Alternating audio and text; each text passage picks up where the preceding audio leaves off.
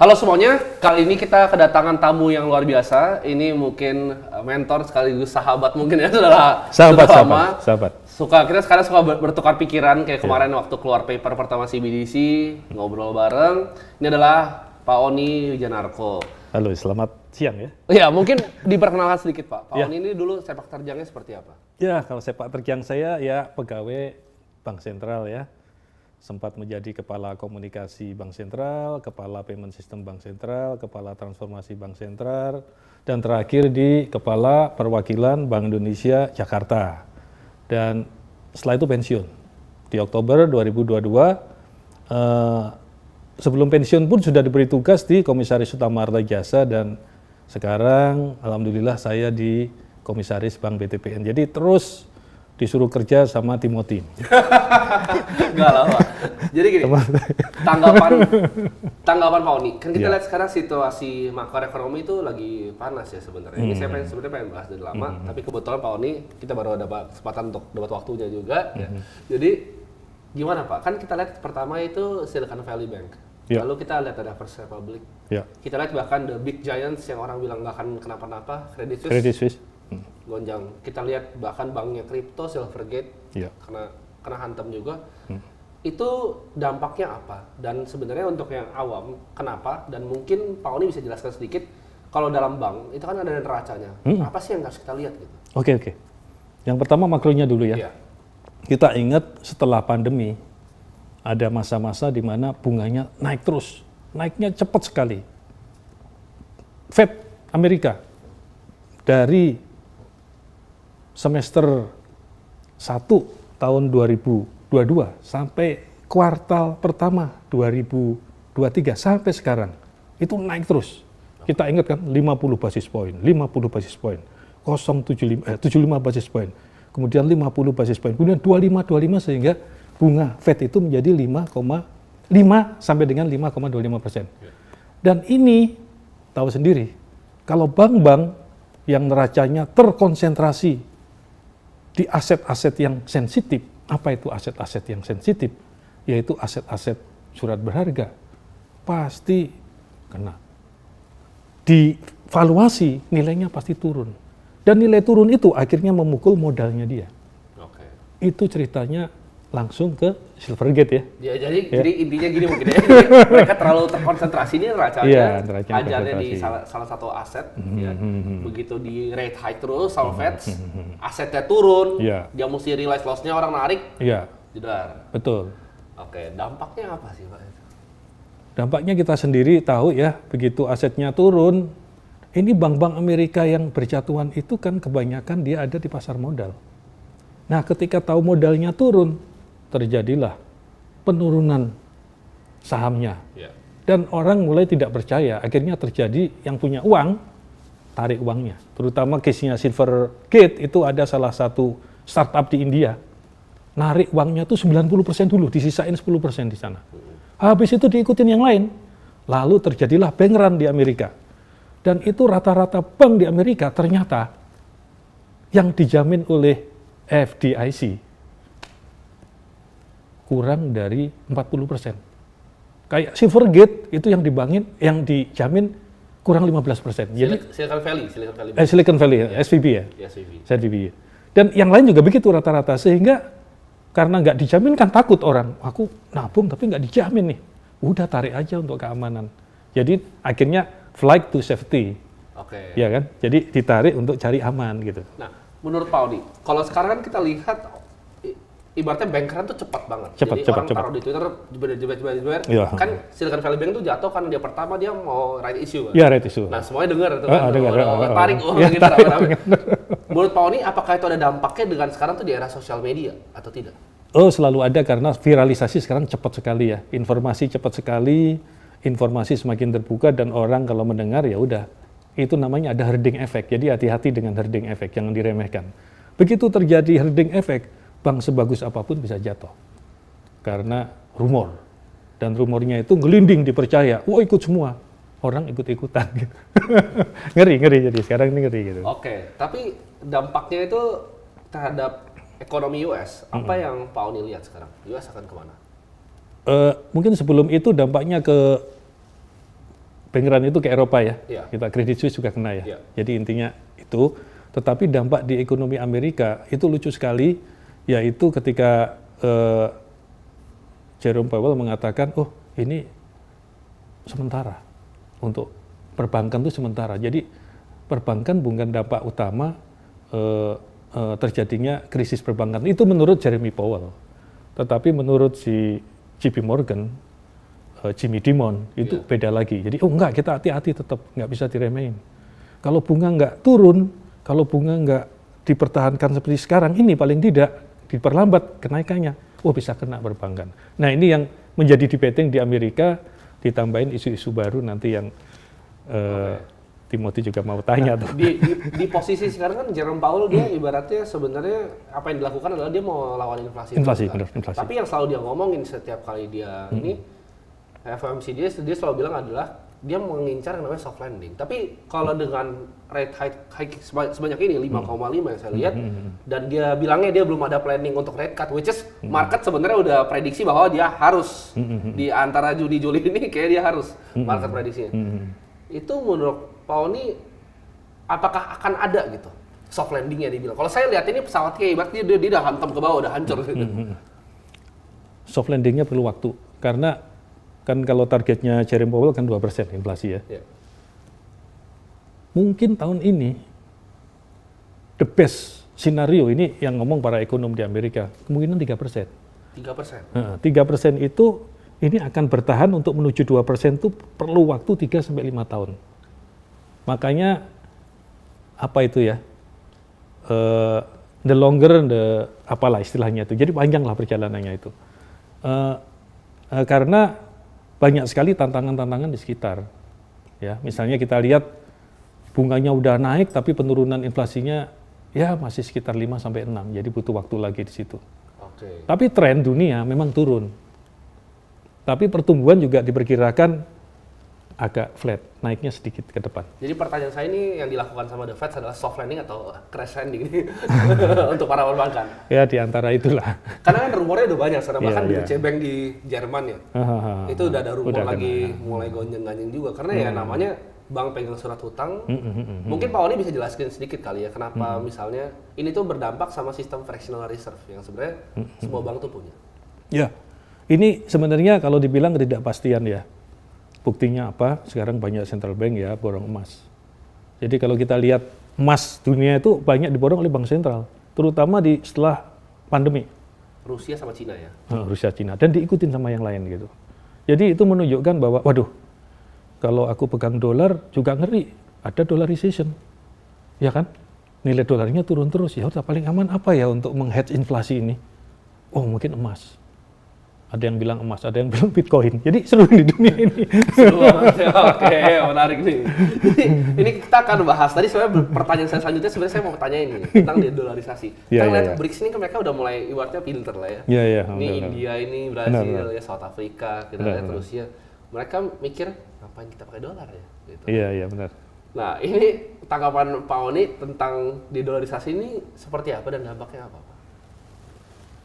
Sebenarnya dedolarisasi ini ditandai dengan politik ya, yang politik unipolar. Dulu Amerika berkuasa di tengah-tengah tahun 70-an 80-an bipolar, Amerika Rusia, dan setelah Cina bangkit, Tiongkok bangkit, itu multipolar. Cina, Rusia, India dan sebagainya, dan di situ bahkan alokasi sumber ekonomi terutama perdagangan itu Cina number one bisa dibilang, dan dia menjadi satu-satunya nomor satu di global supply chain, value chain-nya. Jadi banyak bahan-bahan dari Cina dan itu menyebabkan Cina kuat. Dan disitulah lama-lama nggak hanya Cina, termasuk Indonesia itu dan negara-negara ASEAN, kenapa pakai dolar ya? Akhirnya ada istilah namanya local currency settlement, yang sekarang namanya local currency transaction. Jadi why not? Kalau berdagang ya udah pakai mata uang masing-masing. Nah, tapi kalau lihat proporsi dolar di dalam perdagangan itu masih tinggi. Masih tinggi. Masih paling banyak, sekitar 70 atau 75%. Jadi saya yakin the dollarization itu akan terus berlangsung, tapi butuh waktu juga. Oke. Mungkin teman-teman di sini banyak yang bingung, Pak. Kan waktu 1971 kan Pak Oni bilang kan sekarang kan Federal Bank Sentral bukan cuma Fed itu lagi mulai hoarding namanya gold. Cuman kalau kita sebagai individu kan kita nggak bisa melakukan itu sebenarnya. Jadi apa sih yang kita harus lakukan untuk melawan inflasi ini? Sebenarnya jenis investasi apa yang kita bisa lakukan untuk melawan inflasi? Karena kalau kita lihat secara hoarding gold itu udah terjadi di 1933 di Amerika. Act apa ya saya lupa namanya, begitu diambil semua emasnya, karena kalau dalam time of crisis or war emas itu harus dibalikin. Nah kita sebagai individu kita bagusnya hoarding apa? Jadi kan ada fase-fase ekonomi ya, indikatornya ada 3 nih gampangnya nih supaya teman-teman juga tahu tuh, pertumbuhan, inflasi sama tingkat suku bunga. Kalau pertumbuhan rendah, inflasi rendah, tingkat suku bunga rendah, yaitu bagusnya pegang whatever investasi yang ke valuation fokusnya. Jadi setelah pandemi itu kita lihat banyak sekali perusahaan yang berlipat ganda nilainya. Iya kan? Iya itu yang tadi indikator 3 ini namanya menuju ke rebound. Nah biasanya ekonomi dari rebound menuju ke pertumbuhannya tinggi, inflasinya tinggi tapi masih terkendali, bunganya naik. Ini mulai ke peak. Nah mulai ke peak biasanya yang dipegang komoditi. Ya ada masanya, jadi setiap uang ada masanya, setiap masa ada uangnya lain. Ya, itu komoditi. Jadi kita sempat ingat ada istilahnya komoditi super cycle yang bikin Indonesia kaya sekarang ya. Wah itu luar biasa itu. Saya juga mengalami itu super cycle ya. Newcastle Nah setelah itu kan ada masa kan, ada masa moderate. Masa moderate itu di mana tingkat pertumbuhannya tinggi, inflasinya uber-uberan sama pertumbuhan. Nah kalau inflasi uber-uberan, kemudian ini Amerika udah kalah pertumbuhannya sama inflasi ya. Iya kan? Dia di bawah 2, inflasinya di bawah 5, di atas 5. Bunganya udah 5 sekarang Amerika, ya kan? Nah, itu masa moderate. Jadi kalau masa moderate, komoditi biasanya berjatuhan di situ. Dan pada masa itu emas. Karena nggak pasti ini. Ini masa kalau ekonomi udah mulai turun dan biasanya lanjutannya ada 2 tuh. Balik ke peak atau ke kontraksi. Makanya sekarang orang ngeramal kan. Lagi ngeramal mau yang mana nih? Wah ini Amerika mau resesi nih, mau kontraksi. Nah itulah yang menyebabkan emas itu jadi safe haven. Safe haven. Jadi emas bisa jadi pilihan ya? Jadi pilihan. Nah kan ini kata-kata dari JP Morgan kan yang pertama bikin. Ini bukan Jamie Dimon ya, tapi JP Morgan ya. JP Morgan-nya ya. JP Morgan ya. Dia bilang gini Pak, semua itu kredit. Yang uang asli itu hanyalah emas. Itu bener atau enggak Pak? Kayak fiat itu kredit gitu. Karena itu kan awalnya IOU untuk punya emas. Iya. Sebagai orang yang pernah ibaratnya bekerja di bank sentral. Itu kan sejarah ya. Kalau memang kredit segala macam itu kan sebenarnya uang konsesi itu uang itu sebenarnya kan nggak ada underlyingnya. Dulu sempat underlyingnya emas kan. Nah, berarti menurut Pak Oni fiat itu nggak ada underlyingnya? Underlyingnya adalah legal tender, jadi negara. Kalau dulu sempat kepercayaan dong Pak kalau legal tender. Oh iya, memang kepercayaan kita atas negara bahwa dia akan menjamin ini. Tapi gini Pak, kalau kepercayaan saya taruh di satu tempat yang sentralisasi, apa yang terjadi kalau sentralisasi ini orang-orang yang berkuasa ini melakukan keputusan yang salah? Contohnya seperti di Argentina Pak. Iya. Argentina peso, Turkish lira itu gimana? Jadi memang itu tergantung dari undang-undangnya dan orangnya dong ya. Ada aturan, ada orang. Karena sempat terjadi ketika Jerman perang sama Prancis. Zaman dulu kalah tuh. Ketika mata uang itu dipegang oleh monarki. Akhirnya dia cetak uang untuk biayai perang. Terjadilah inflasi besar-besaran pada saat itu. Dan saat itulah Inggris langsung ngerti, oh nggak bisa uang itu dipegang oleh kekuasaan. Uang harus dipegang oleh lembaga yang kredibel, yang didirikan dengan undang-undang. Dan ya itulah sekarang lahirnya Bank Sentral di situ tuh. Oke, tapi kan Bank Sentral ada Pak di Argentina. Ya ada. Di Turki juga ada. Tapi iya ada. Kalau Pak Oni pegang ibaratnya tahun 2004, satu peso itu cuma 2-3. Sekarang itu 220 lebih Pak. Iya. 220 kali devaluasinya lawan dolar. Nah itu gimana Pak? Kalau misalnya nih, kita sebagai orang yang tinggal di Argentina, solusinya apa Pak? Jadi saya pekerja atau karyawan atau pengusaha, saya dapat uang nih, dapat peso. Saya harus ngapain Pak? Jadi kalau tadi saya bilang, kalau sudah tidak kepercayaan terhadap cash, terhadap aset lain, ya larinya ke emas. Karena emas itu ya universal, syarah tuh, iya kan? Dimanapun dulu emas lah, laku dimanapun tuh. Mata uang belum tentu, kalau ekonominya jelek turun itu mata uang. Oke. Jadi ya tadi Akhirnya kalau sudah nggak percaya, tingkat kepercayaannya menurun, ya orang ke emas. Ini buktinya ya sekarang. Oh tidak pasti emas.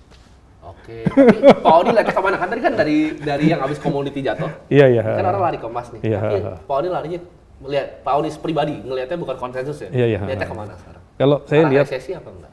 oh kalau Amerika tuh itu yang seru. Kalau Indonesia aku yakin nggak, karena kuat banget kita. Oke. Kita Indonesia itu paling resilient kedua ya setelah India ya? Iya, selain dia. Jadi kalau kita cara probability of recession dari G20, Indonesia nomor 2 dari bawah, kurang lebih 4% probability-nya. Tapi itu didukung bukan karena kita orang Indonesia, saya pernah kerja di BI, angka-angkanya juga mendukung loh. Setuju. Setuju. Karena kita lihat juga dari perbankan di US kan kita lihat dari Silicon Valley semua First Republic, itu angkanya saya lihat nggak akan translate ke Indonesia karena Nggak bisa. nah itu kenapa menurut Pak Oni? Pak Oni bisa ada ngomong nggak? Kenapa menurut Pak Oni perbankan di Indonesia itu sangat menarik? Karena kalau saya lihat sendiri ya, kayak bank, contoh ini saya sebut nama Bank BRI, itu net interest margin-nya terlampau tinggi, Pak. Iya, betul. Terlampau tinggi dengan non-performing loan yang rendah. Iya. Which is sebenarnya secara bisnis sangat amat luar biasa Iya, bagus. luar biasa. Dan itu hampir nggak ada, saya cari benchmark satu dunia ini bank di India, bank di Cina, itu nggak ada yang mirip, Pak, angka-angkanya. Betul. Gimana ya caranya itu? Ya, yang pertama kekuatan dulu ya. Jadi kekuatan itu bisa dilihat dari permodalan. Amerika sama Eropa kenapa berjatuhan? Capital adequacy ratio-nya, rasio modal terhadap aset yang beresiko, 16. itu sekitar 15-16%. Indonesia 2 tahun ini 25% ke atas. Jadi Tinggi. kuat, yaitu satu. Yang kedua, ekonomi Indonesia bagus sehingga lending itu produktif. Dan tadi ditanyakan, loh kenapa kok yang BRI mikronya itu bunganya tinggi tadi lendingnya ya? Ya itu ada unsur resiko. Jadi ada tingkat suku bunga yang diberikan terhadap peminjam ditambah dengan resiko itu jadi tinggi. Dan kebanyakan yang bisnis yang siklusnya pendek itu resikonya pasti tinggi dan bunganya pasti tinggi. Itu rumus tuh. Contohnya peer to peer atau mikro, ya kan? Waduh, itu selalu begitu. Ini seru nih dibahas. Itu selalu begitu kan? Iya kan? Yang siklusnya pendek, selalu resikonya tinggi. Oleh karena itu bunganya dia tinggi. Nah, kalau pengelolanya pintar ngelola resiko ya untung kayak BRI misalnya. Oke, nah. Jadi kita ngomong peer to peer nih, Iya, Pak. iya. Peer to peer boleh kita lompat sedikit. Iya. Jadi tadi nggak ada di otak pertanyaan saya, tapi Iya, peer to iya, peer iya. boleh dibahas. Bener. Ini peer to peer itu saya pelajarin udah lama, Pak. Dari Iya, awal pertama keluar di Indonesia itu tahun mungkin 2016 mulai ada ya. Iya, udah ada. Dari Tapi sebelum masih sedikit legal ya. tapi udah mulai muncul-muncul. Sebelum ada pinjol ya. Iya, sebelum ada pinjol, saya lihat peer to peer lending. Nah, saya pelajari sejarahnya waktu itu. Kan saya waktu itu investor di saham. Jadi saya cari alternatif dong. Wah, ini kok ada yang dapat fixed rate 18% gitu kan, menarik banget. Saya pikir, saya analisa dulu. Saya lihat dari Inggris, dari Cina, mereka tuh cycle-nya 4,5 tahun, Pak, lompat. Jadi pertama dari Inggris ke Cina, habis itu ke Indonesia. Ke Indonesia. Dan India tuh di tengah-tengahnya waktu itu. Tapi di India juga udah collapse semua. Nah, Indo ini udah mau di akhir nih, Pak, siklusnya. Ini saya malah baru belajar nih dari Timothy. Iya. Menurut Pak Oni, apakah memang peer to peer itu cuma lompat negara apa gimana, Pak? Karena di Cina tuh udah hampir nggak ada loh, Pak. Udah Iya. hampir hancur. Tapi pemain yang di Indonesia sekarang adalah pemain dari Cina, Pak, dulu. Iya. Mungkin dia lihat marketnya, oh Indonesia masih Menarik, dan saya lihat lahirnya peer to peer atau pinjol dan teman-temannya itu karena banyak orang Indonesia yang nggak eligible menurut standarnya bank, ya kan? Jadi dia cari yang mudah siapa? Ya di situ. Kan di Indonesia ya financial inclusion-nya meskipun meningkat kan belum setinggi yang di India ataupun di Cina ya. Jadi itu yang menyebabkan ruang bisnis bagi peer to peer, BNPL dan sebagainya ke depan gitu. Karena inklusi finansial ya. Iya, karena inklusi keuangan. Dan tadi loh, banyak yang dilihat dari standar bank nggak eligible. Kan KYC-nya bank beda dong dengan peer to peer. Oh iya, peer to peer malah soal KTP kasih. Nah itu yang beresiko. Langsung beresiko itu. Menarik. Nah, ini sebenarnya saya pengen nanya nih, Pak. Kan ntar 1 Juni ini ada ini kan. Menurut Pak Oni tentang rasio debt to ceiling itu seperti apa sih? Ya Amerika kan sekarang sudah kurang lebih 133 ya persen gitu. Batasannya tuh kalau nggak salah berapa tuh? 129 mungkin saya. Tapi sekarang udah melampaui lah. Ya, ini kan 1 Juni ini. 1 Juni harus putus. Harus putus. Ya kalau nggak diputus, kita bisa bayangin. Menurut saya political Amerika, Kongres dan Presiden itu nanti akan ketemu jalan tengahnya kan, karena tidak default dia. Kalau default, ratingnya kena kan? Ya. S&P kasih rating, Fitch kasih rating. Nah kalau ratingnya kena, pemegang US Treasury bond itu bisa nangis-nangis itu karena turun valuasinya. Dong pasti. Nah oleh karena itu sekarang yang saya baca tadi malam nih, beritanya baru tadi malam nih, Biden nyuruh utusannya ke Kongres untuk bicara ini. Nah, diperkirakan ada 4 alternatif. Yang satu, oke diperpanjang, nggak selesai 1 Juni. Yang kedua, ada pemangkasan anggaran. Kalau tidak setujuin nanti kayak zaman 4 tahun yang lalu, yaitu apa namanya, shutdown ya. Jadi pemerintah Amerika berhenti dulu 1 hari, 2 hari, karena pegawainya nggak terima gaji kan. Terus bunga naik bukan bunganya Fed ya, tapi yieldnya naik, jelek yieldnya. Yang keempat itu yang kecil kemungkinan bahwa ceilingnya dinaikkan, tapi ya nggak tahu, itu namanya politik, kira-kira itu. Jadi kita tunggu tuh 1 Juni itu. Jadi kita masih nunggu kira-kira Ya, 1 Juni seperti berbagai apa. kemungkinan terjadi. Nah kalau misalnya kita lihat kan secara CDS tuh Indonesia bagus kan. Kita turun. Kita turun dibanding semua negara yang lain. Tapi kalau saya mau ngomongin CDS yang lain ya Pak. CDS tentang marketnya ini, apa rupiah Pak. Yaitu currency. Kalau kita lihat kan, kalau yang Rusia kan ya udah nggak bisa lah. Udah nggak bisa dibeli karena itu udah jatuh banget trouble. Kalau lira itu di sekitar, saya lihat terakhir 55-70%. Si market yang rating ya, CDS. Indonesia rupiah itu actually di 22-23% Pak. Jadi market itu masih nge-rate, kita ada probability defaultnya kan, kita ratingnya triple B ya, BBB. Itu menurut Pak Oni gimana? Rupiah apakah kuat atau apa? Kalau lihat ekonominya sih, wah nanti dibilang karena pernah kerja di BI ya. Oke. Aku lihat, saya Ini dibilang, pakai kacamata Pak Oni sekarang. ya kacamata saya lihatnya, sebagai pejabat Bank ya Indonesia. lihat angka-angka ya. Ya rupiah bakalan stabil menurut saya. Dengan keyakinan yang melihat yang pertama adalah kita nggak perlu khawatir dengan depresiasi. Wah, ekspor kita lagi bagus. Ya. Kita ingat sebelum pandemi kita defisit loh, ya kan? Dulu masalahnya apa sebelum pandemi? Current account deficit, nama CAD itu di mana-mana. Sekarang surplus, ya kan? Dan sekarang ekspornya naik terus. Jadi saya lihat itu bagus. Dan impor kita terkontraksi loh. Kenapa? Harga gas dan minyak turun. Jadi bagus. Jadi kalau secara kekuatan rupiah bagus. Yang kedua cadangan devisa 144 gede loh. Itu sama dengan berapa tuh?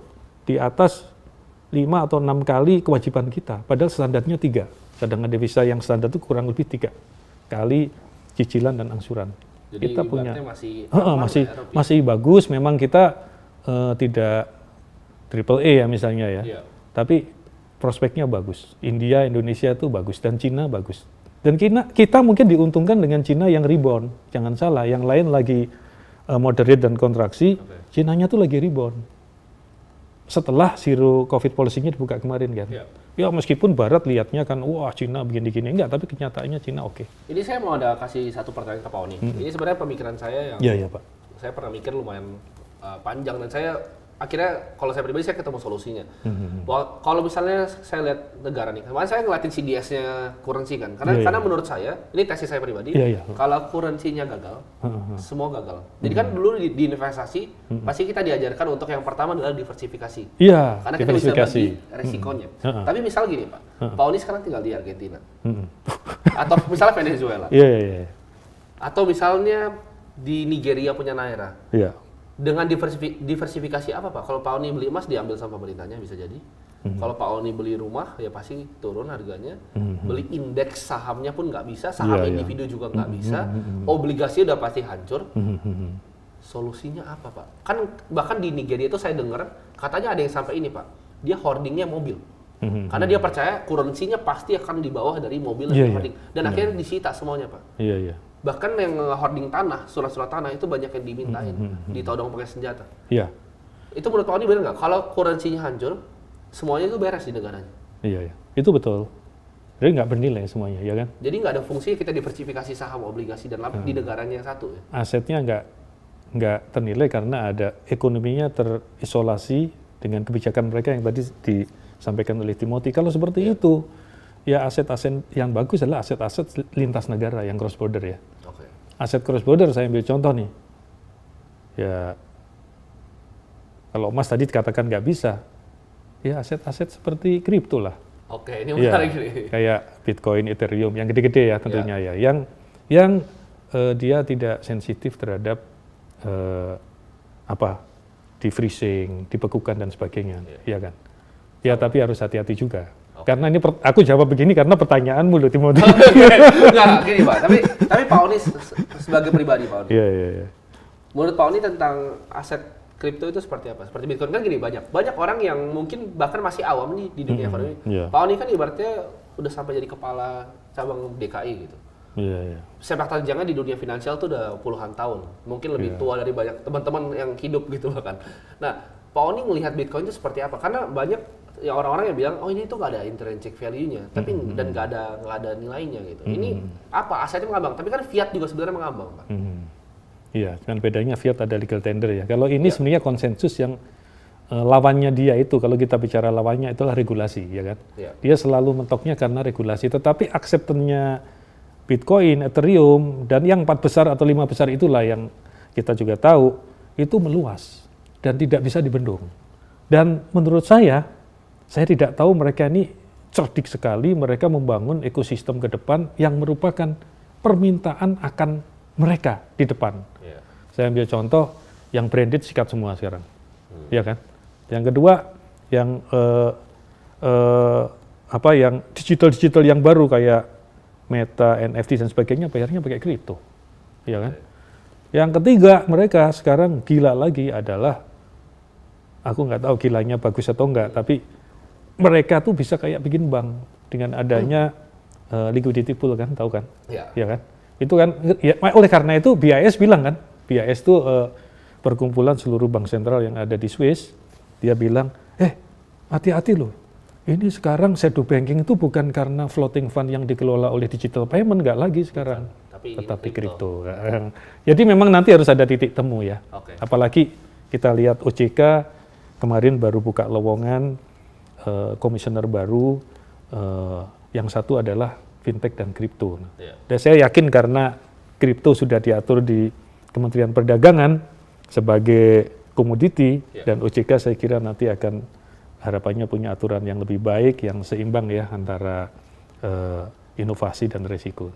Kalau Pak Oni bilang legal tender, tapi beberapa negara kan sekarang udah mulai terbuka. Contohnya seperti El Salvador kan, yang dipimpin oleh presidennya Nayib Bukele, dia sangat terbuka. Bahkan sekarang pajak inovasi itu udah 0 di sana. Dan orang banyak berbondong-bondong. Kita lihat negara-negara maju mungkin seperti United Arab Emirates, Dubai, di mana di sana payment bisa. Dan kemarin saya pengalaman Pak, saya ke Paris, taksi, saya bisa bayar pakai kripto. Gimana? Punya wallet berarti ya? Ada walletnya ya? Jadi pakai fitur dari Binance Pay, supirnya bilang bisa. Dia ada terima QR-nya, jadi ada tulisan QR Binance. Saya tanya, ini bisa pakai Binance Pay? Bisa. Jadi benar-benar dari sana, USDT, bahkan saya nggak pakai currency lokalnya lagi. Benar-benar pure crypto payment. Yaitu keunggulan kripto. Jadi ada memang keunggulan-keunggulan yang, ya ini saya bukan pembela kripto atau pelawan kripto ya, tapi saya coba objektif, memang kripto yang gede-gede, terutama kayak Bitcoin dan Ethereum dan sebagainya, teman-temannya Binance, itu mereka punya keunggulan-keunggulan dibanding komoditi, padahal mereka kan dianggap sebagai komoditi kan, di Indonesia ya. Dia nggak boleh alat pembayaran di Indonesia yang komoditi. Nah, dia multifungsi. Contohnya kalau kita punya Bitcoin atau Ethereum, pergi ke negara yang menerima itu, kita nggak perlu ada konversi. Nah, sebenarnya itu Pak yang saya lihat kemarin dan saya ngalamin. Nggak perlu ada konversi, langsung bayar gitu. Gini, pemikiran saya kan waktu itu saya sempat akhirnya masuk ke konklusi Pak Oni. Di mana waktu itu saya pelajarin gold lumayan dalam. Saya pelajarin gold dan saya waktu itu punya decision untuk pengen beli gold sebenarnya. Di tahun yang setelah habis komoditi bas itu. Kan saya cuma itu dari dua-dua. Saya mau pindahin Pak sebenarnya asetnya karena saya belajar dari Pak Oni juga. Saya belajar dari Timothy ini. Saya belajar dari Pak Oni waktu itu. Pak Oni ngajarin saya sekitar 3 tahun lalu kalau nggak salah. Cara ngelihatnya kan. Jadi kalau misal dari awal tuh siklus seperti apa, uang tuh berpindah Pak Oni bilang kan. Dan sekarang tuh Pak Oni pernah bilang kripto tuh wave yang mungkin wave kelima nggak tahu. Wave terakhir. Jadi saya ngelihat waktu komoditi udah bust, saya nyari aset alternatif yang saya cari waktu itu kan gold. Tapi saya lihat kalau saya hoarding gold, kalau saya mesti cross border. Gimana caranya Pak? Saya kan belum punya private jet. Saya tahu ada beberapa teman saya yang punya private jet yang memang taruh emasnya di sana. Jadi anytime mereka ini siap lari. Kalau saya kan nggak punya akses seperti itu Pak. Saya nggak punya akses untuk taruh di Jet, kalau saya bawa di bandara Pak, habis Pak. Habis. Pasti disita dan udah nggak dibalikin. Pasti dikira emas cucian atau apa. Jadi saya lihat kripto itu sebagai alternatif. Kalau saya pengen Bitcoin Pak, saya cuma perlu ngerti seed phrase-nya 12. Saya bahkan nggak usah bawa handphone, nggak perlu bawa apapun Pak. Saya bisa ambil uang saya dimanapun. Ya itu kelebihannya dia ya. Dia sangat cross border dan dia tidak sensitif terhadap politik, terhadap pembekuan dan sebagainya. Oleh karena itu yang kita pernah dengar dengan adanya perang Rusia sama Ukraine donasinya itu pakai Bitcoin. Pakai Bitcoin aku dengar. Ya itu benar. Karena dia kan nggak sensitif. Kalau rekening kan Amerika suka bekukan gitu. Nah, waktu itu jadi pertama kali naik Pak karena sebenarnya orang-orang Rusia kan waktu itu yang beli. Iya. Karena pas Rusia perang sama Ukraina, mereka kan punya banyak aset nih di Inggris ya Pak. Betul. Yang itu disita-sitain. Iya. Nah, senang mereka. Uangnya semua dihajar di Bitcoin akhirnya. Iya. Memang ya dia ada secara netral dan objektif saya mengatakan ya ada keunggulan karena dia tidak sensitif terhadap political, dia tidak sensitif terhadap border, dan dia tidak sensitif terhadap konversi. Bahkan ya kalau kita punya komoditi, kita beli emas, mau belanja emasnya dijual dulu. Kita beli saham, mau belanja jual dulu sahamnya, ya kan? Apapun dijual dulu. Itu enggak. itu memang itu keunggulan mereka itu situ tuh. Pak Oni ngeliat, tapi landscape-nya gimana Pak? Kan Pak Oni pasti banyak teman di regulasi, banyak teman di Bank Indonesia. Teman-teman Pak Oni itu bahkan udah ada yang Pak Oni sendiri ya punya kripto nggak Pak? Kalau saya punya kripto untuk belajar, jadi saya coba beli Bitcoin sedikit ya, nilainya untuk belajar karena senang belajar ya. Kalau setua saya kan tidak seperti Timothy ya, jadi belajar lebih penting gitu. Timothy juga lebih penting gitu. Nah yang kedua, saya lihat memang kripto sesuatu yang nggak bisa dibendung. Paling tidak ya harus ada aturan. Jadi kripto itu infrastrukturnya luar biasa. Tinggal regulasinya yang selalu kepentok. Iya. Suprastrukturnya, regulasi, aturan dan sebagainya. Nah itu yang minus. Ya harusnya kalau berimbang kan inovasi dan resikonya bisa terkendali gitu. Kalau sekarang banyak yang nggak ngerti kan. Akhirnya terjadi pro sama cons di situ.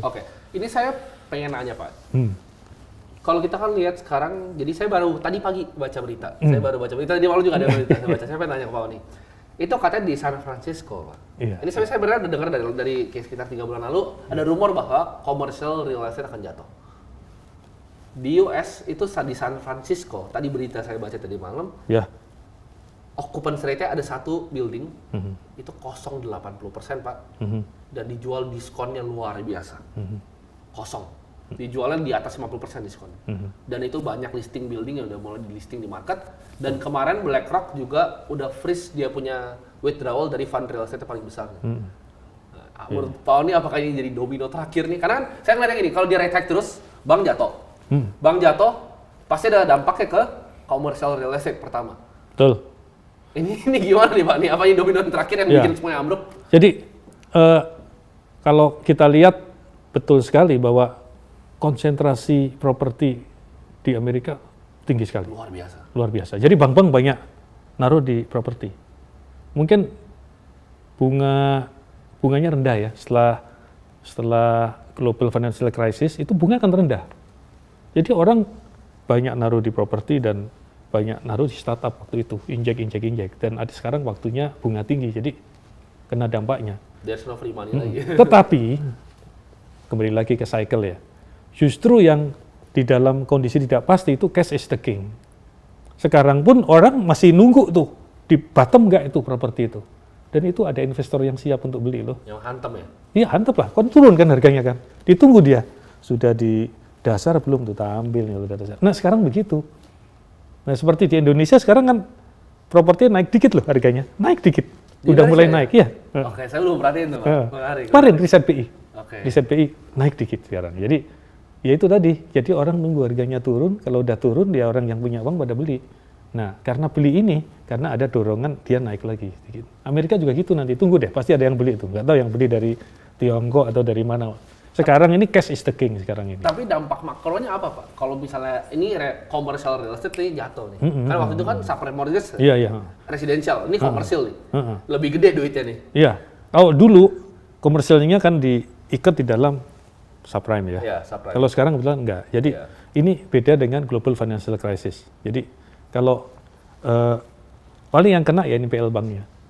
NPL bank ya, nanti bakalan melonjak. Tapi kan dari NPL melonjak pasti market realize juga loss Iya, itu. iya, Jadi orang betul. pasti jualan barang juga kan sahamnya. Jadi apakah bisa jadi krisis Pak? Kalau kontraksi iya, tapi kalau krisis mungkin, ya kalau Amerika terjadi ya itu yang ngeri ya. Tapi itu kan diramal sama ekonom. Udah diramal. Udah diramal. Udah diramal. Udah diramal. Oke. Tapi sebagian, saya bilang, beberapa bank juga uangnya banyak, kayak JP Morgan dan sebagainya, dia nunggu itu. Tinggal beli-beli, ada bank jatuh, beli. Jadi ada yang pinter ngelola, oh pada saat kondisi begini ya cash is the king. Jadi aku nggak beli apa-apa dulu, tak tunggu aja mana yang murah, nanti saya ambil gitu. Oke. Tapi kalau saya lihatnya nih Pak, kalau misalnya sampai ada bank yang berjatuhnya lebih banyak lagi, kan sebenarnya banyak banget Pak, yang kecil-kecil jatuh tuh banyak banget, tapi liquidity-nya naik ke Bank of America sama JP Morgan. Nah dari semua ini yang jatuh, kalau misalnya ada satu yang besar ini collapse karena yang komersial ini yang saya lihat Pak, bisa dikoreksi kalau misalnya saya salah. Kalau itu terjadi, menurut saya Fed akan kepaksa untuk nge-bail out mereka pasti. Iya.